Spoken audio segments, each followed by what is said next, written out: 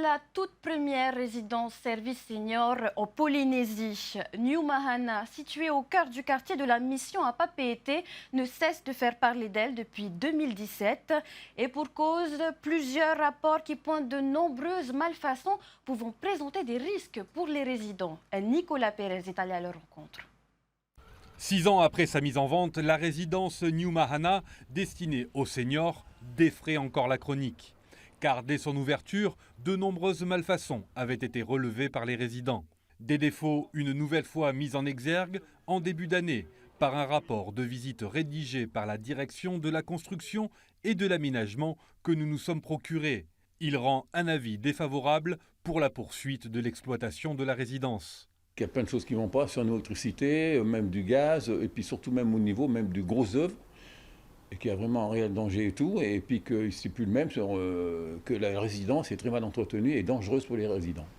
Au total, pas moins de 24 points sont dénoncés, un héritage que déplore l'actuel gestionnaire. Une procédure a été lancée contre le promoteur pour malfaçon, parce qu'il y a de nombreuses malfaçons. Donc au jour d'aujourd'hui, que ce soit le syndic ou le président du CS que vous avez vu tout à l'heure, on récupère malheureusement ce qu'on appellera ces casseroles derrière. Donc on doit régler ces problèmes, mais pas à pas. On ne peut pas tout régler d'un seul coup. Aucun calendrier de remise en état n'a été proposé aux résidents, mais le gestionnaire assure faire tout son possible pour corriger les malfaçons.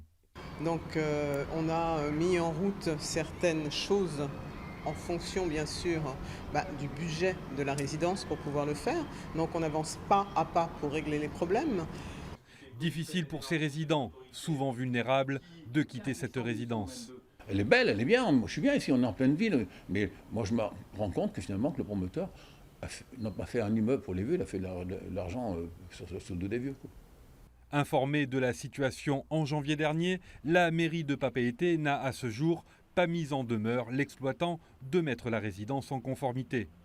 Une nouvelle visite de l'urbanisme est programmée dans les prochains jours. Les résidents espèrent qu'elle sera suivie d'actions concrètes.